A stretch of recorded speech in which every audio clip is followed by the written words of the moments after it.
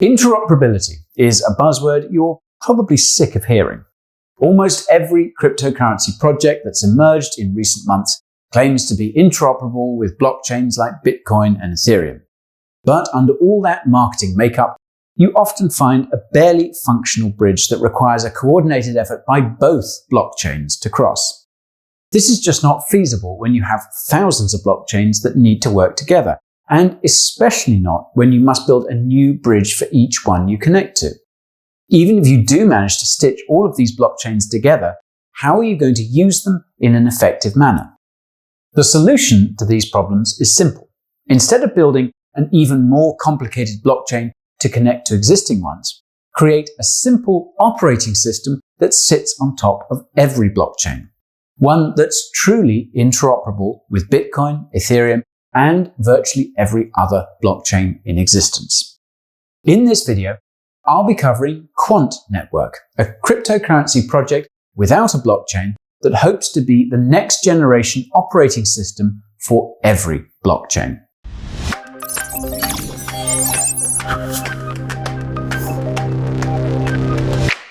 Before I blow your mind, I need to blow out some misconceptions. I am not a financial advisor, and nothing I say in this video should be considered financial or investment advice. What you hear today should be just another part of your own research, which I certainly hope you've been doing. If this is your first time stopping by, welcome to the Bureau. My name is Guy, and I will be your crypto guide. I explore everything crypto. Cool coins, excellent exchanges, notable news, dazzling DeFi protocols, and much more. The crypto market never sleeps, and neither do I. If crypto also keeps you up at night, feed your insomnia by subscribing. Pinging that notification bell will let you know when I've finished another expedition. I've also added timestamps to the bottom of this video so you don't get lost along the way. Okay, all set? Alright, let's see what Quant Network is all about. Quant Network starts with a man named Gilbert Verdian. Gilbert may just have one of the most impressive resumes in cryptocurrency. His private sector experience includes working in higher-up positions at Ernst & Young, HSBC, BP Oil and Gas, and PricewaterhouseCoopers. If you think that's impressive, consider Gilbert's public sector experience. He was the Chief Security Officer at Her Majesty's Treasury. Gilbert later became the security lead for the UK Ministry of Justice, and then served as part of the Bank of England's Cybersecurity and Resilience Committee for over 2 years. Around that time, he was also involved with the US Federal Reserve, helping them identify solutions to optimize their payments infrastructure as part of the Fed Payments Improvement Community. Ever since he found out about Bitcoin in 2009, Gilbert has been pushing for both the public and private sector to adopt blockchain technologies. In addition to pressurizing his former employers, Gilbert also helped create the Blockchain ISO Standard TC307 in 2015, something which is currently being used by almost 60 countries around the world to guide their blockchain development. However, in contrast to popular opinion, Gilbert does not believe there will be one blockchain to rule them all. This is because there's no one-size-fits-all solution to the thousands of blockchain use cases. It's also very unlikely that a single institution would use the same blockchain indefinitely. At some point, they might require a blockchain solution with, say, a higher degree of privacy and decentralization, without too much emphasis on scalability. This is exactly what Gilbert saw when working at these various institutions. Many of them started working with blockchain technologies and were satisfied for the first few years. But as the companies grew and the use cases they needed for that blockchain changed, they suddenly found themselves running into some serious blockchain barriers. According to Gilbert, it would take an average of 8 months and around $4 million for these companies and government branches to build a new blockchain that satisfied their needs. Gilbert realized that what private and public institutions need is the ability to interact with any blockchain they want in a simple manner. They need a technology that would automatically allocate whatever application they made to the blockchain which would best suit their needs. And so, amidst the cryptocurrency hype in December 2017, Gilbert officially announced Quant Network, a cryptocurrency project which is building a blockchain operating system that's interoperable with every blockchain in existence. Quant Network is not like other cryptocurrency projects. Perhaps the only thing it has in common with most other cryptos is that it's still in development. For starters, Quant Network does not have its own blockchain and does not intend to have one either. The reasoning behind this is simple. Blockchains have many use cases, but hosting an operating system is not one of them. Creating a globally interoperable blockchain would not only be incredibly expensive and time-consuming, but would also make creating a robust operating system much more complex than it needs to be. In addition, the technology being used by Quant Network is not open source. It's been patented, something which is quite rare in the crypto space. While this means that neither you nor I can know exactly what's going on behind closed doors at Quant, they do provide just enough information to give us an idea of how everything works. The Quant Network is made up of two key elements: Overledger OS, their interoperable blockchain operating system, and the Overledger Network, which consists of all the parties building apps with the Overledger operating system. The Overledger operating system will allow anyone to create multi-chain applications, also referred to as maps. Maps are made up of treaty contracts, which make it possible for smart contracts from separate blockchains to interact in an automated manner. In other words, Overledger OS makes it possible to build applications using multiple blockchains instead of a single blockchain. This means you could create an application on Overledger OS that would leverage the speed of the Stellar blockchain while also providing the security of the Bitcoin blockchain. Overledger OS currently supports multiple enterprise blockchains, including Hyperledger Fabric, R3 Corda, and even JP Morgan's Quorum blockchain. As far as cryptocurrency blockchains go, Overledger OS currently supports Bitcoin, XRP, Stellar, EOS, IOTA, Binance Chain, and Constellation. Here's the catch. Overledger OS does not provide a fixed speed in terms of transactions per second. This is dependent on the blockchains your application has been built on. Although we may never know what makes Overledger OS work, the Quant Network website notes that it's based on Google's Kubernetes technology. Without getting into details, Kubernetes is used to ensure that an application can be used by thousands of people without failing. This brings us to the Overledger Network. As I mentioned earlier, the Overledger Network consists of all the parties building apps with the Overledger OS operating system. These parties are divided into two categories: community participants and enterprise participants. Both must pay licensing fees on an annual basis to Quant Network to use the Overledger OS in order to build apps. This fee is fixed for community participants, but can vary significantly for enterprise participants depending on several metrics, including network demand and the size of their company. Apps created by participants on the Overledger network can be for personal or corporate use, or they can be monetized and made available for commercial use on the Overledger Network marketplace. So, where exactly does Quant Network's QNT token fit into all of this? Quant Network's QNT token is an ERC20 token used by community and enterprise participants to pay those annual licensing fees that I just mentioned. It's also the payment method within the Overledger Network marketplace. That said, everything is priced in dollars, meaning the amount of QNT tokens you need to shell out for a licensing fee or to purchase a product from the marketplace depends on the current market price of QNT.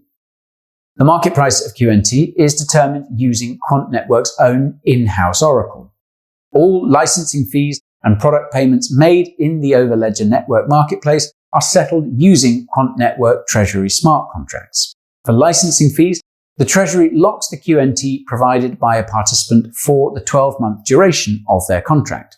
When that contract expires, QNT tokens are automatically sold by the Treasury at current market prices. For any product payments made on the Overledger Network marketplace, the Treasury acts as a third party to the transaction and takes a small cut. In the event that multiple participants on the Overledger Network are selling the same or similar service, they can increase their exposure to potential buyers by staking an additional amount of QNT tokens with the Treasury. In other words, they can pay for advertising. This begs the question, is the QNT token worth it? Well, to answer that question, we need to examine the tokenomics. The tokenomics of Quant Network's QNT token are, quite frankly, not very clear. At the start of the project, CEO Gilbert Verdian stated that Quant Network would not issue a token and would not be doing an ICO. The Quant Network white paper also does not mention a token of any kind. But, lo and behold, an ICO for Quant Network's QNT token took place in May 2018. This ICO seems to have fallen flat, raising just $11 million. The soft cap for the ICO had been set at $16 million, and the hard cap had been set at just over $40 million. Given that the price per QNT at ICO was around $1.1, this means that roughly 10 million QNT tokens were sold. From what I was able to gather, QNT started off with an initial supply of around 45.5 million tokens. According to an interview with Gilbert, this was also the maximum supply. But as it turned out, that maximum supply was cut by nearly 66% just a few months after the ICO in September 2018. Their Medium post, which details the burn, however, notes that only 9.5 million QNT were burned, which is not even a fourth of the total supply. In any case, the current distribution of QNT tokens is apparently as follows. Just under 10 million are in the hands of regular folk like you and me. This is probably the QNT that was sold during the ICO. Nearly 4.6 million QNT tokens belong to the Quant Network, meaning they hold around a third of the total supply of QNT tokens. On the bright side, Etherscan appears to confirm their stated token distribution. Although a maximum supply of roughly 45.5 million QNT is still noted, a quick glance at the largest QNT wallets proves that the new maximum supply of QNT is in fact roughly 14.6 million.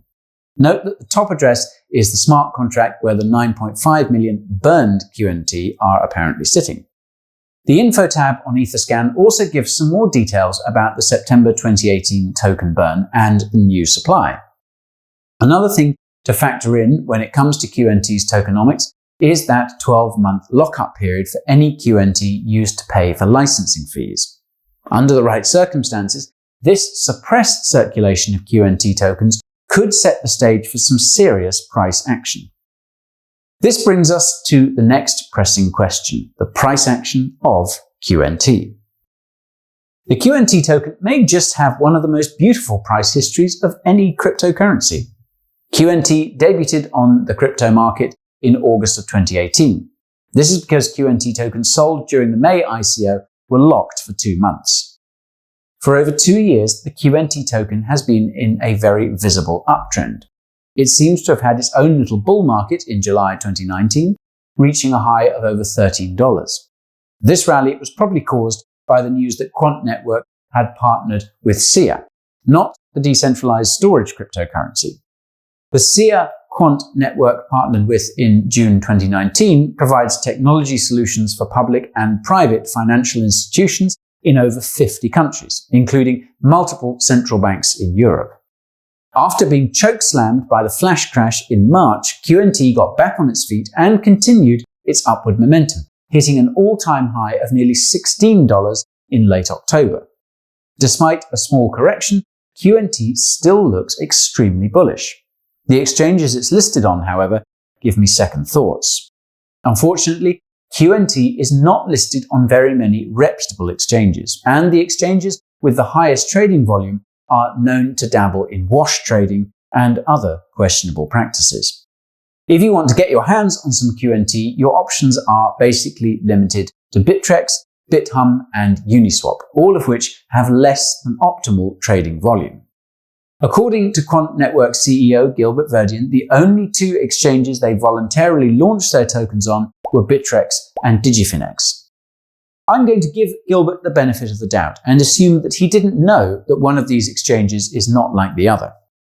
In any case, the subsequent exchanges that have offered trading for QNT have apparently done so without the support of Quant Network. I'll leave it to you as to what to make of that. Since QNT is an ERC20 token, you can store it on basically any wallet that supports cryptocurrency assets. If you think you'll be actively trading your QNT or just looking to hold it for the short term, a software wallet like the Exodus wallet or Atomic wallet should do the trick. Both are available on desktop and mobile devices. If you're a hodl or die kind of guy or gal, a hardware wallet like a Trezor or Ledger might be a more comfortable residence for your QNT tokens. If Quant Network sounds more like Apple or Microsoft than another cryptocurrency, you'd be correct. Being the Windows or Mac OS of the future internet is quite literally their long-term goal. But what's next for Quant Network in the short term? Well, basically everything.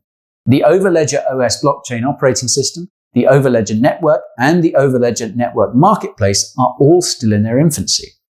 Methinks one of the biggest reasons for this lackluster development is a relative lack of funding. The QNT ICO did not pull in very much capital, and something tells me that building an interoperable operating system is going to cost a whole lot more than building a cryptocurrency blockchain. Thankfully, in July this year, Quant Network raised an undisclosed amount with Alpha Sigma Capital. It must have been quite a bit because Quant Network seems to have ramped up its development since then. The team has finally begun beta testing its Treasury smart contract licensing mechanism. Quant Network does not appear to have a current roadmap at the moment. Its old roadmap notes a bunch of products and developments which do not seem to have taken place. Then again, given that the project is much less transparent than other cryptocurrency projects, there is no way of knowing for sure. That said, the Quant Network website notes that they plan on making some parts of their technology open source as time goes on. In addition, some of Quant Network's recent documentation suggests that they are playing with the idea of introducing staking for the QNT token. No further details nor a time is given for this, but assuming Quant Network is able to leverage the connections of its CEO and the connections it's made so far, staking QNT could be incredibly lucrative. Another possible development I came across involves adding a Layer 2 scaling solution for their money management via the Treasury smart contracts. They probably know that Ethereum's 15 transactions per second will probably do a poor job at handling the thousands of transactions per second they hope their Overledger network and its marketplace will someday support. While the devs code away, Gilbert Verdian has been busy cozying up to European institutions in the public sector. His recent tweets suggest he has central bank digital currencies in his sniper scope. As I discussed in my recent CBDC conspiracy video, the International Monetary Fund is helping governments around the world get organized to launch their own CBDCs on a series of both public and private blockchains. You can watch that video by clicking here. The blockchains that CBDCs will be built on will require some sort of interoperability layer, and Gilbert seems to be trying to serve up Quant Network as that solution, at least within the European Union. Assuming Quant Network's developers can slap together a functioning product soon, they may just land that contract. Alright, ladies and gents, that's all I've got to say about Quant Network for today. It's one hell of an ambitious project. I personally agree with the CEO's insight that there won't be one blockchain to rule them all. Different use cases often require different blockchains, and the resulting network of blockchains will require a user-friendly interoperability layer for individuals, businesses, and government institutions. Were it not for Gilbert's incredible experience and connections, I would be seriously doubting whether Quant Network would be able to convince public and private institutions that their Overledger OS is the solution to their current and future blockchain woes. Although Quant Network seems to have had a hard time on the development side, it seems to have finally broken through that barrier with its recent testnet. The question is whether it can create something that will truly wow the people it's hoping to sell its licensed technology to. On that note, I don't think you can really classify Quant Network as a cryptocurrency project for that reason. The project is not open source, and its operations and partnerships are also not very transparent. However, the few goals and partnerships it does flaunt definitely do stimulate my FOMO when it comes to their QNT token. This is because Quant Network is trying to become the Windows or Mac OS operating system of blockchains. And the sort of traditional business model it has means it has a much higher potential for returns compared to most other cryptocurrency projects. The licensing fees for their Overledger OS operating system, as well as all transactions in their Overledger Network marketplace, will be paid for in QNT tokens. Not only does that drive demand for QNT, if they introduced QNT staking, the returns would be ungodly. You would be getting a lot more than a cut of sub-zero trading fees or network fees you get from staking on other blockchains and DeFi protocols. That said, the QNT token is on some shady exchanges, and it is possible that its price action may be due to some sort of market manipulation. I guess with these sorts of projects, you can never know for sure, so think twice before doing anything impulsive with your hard-earned gains. If you've made it this far, you must have liked this video. If so, why not prove it by clicking that like button? While you're at it, hit that subscribe button and ping that notification bell to stay in the know with my crypto flow. If you've already binge-watched all of my videos and you're looking for more content, then you could consider subscribing to my newsletter. All you need to do is click that first link in the description, enter your email, and confirm your subscription. Make sure you complete that last step because otherwise you'll get lost in cyberspace. That's all for now. Cheerio, crypto crew.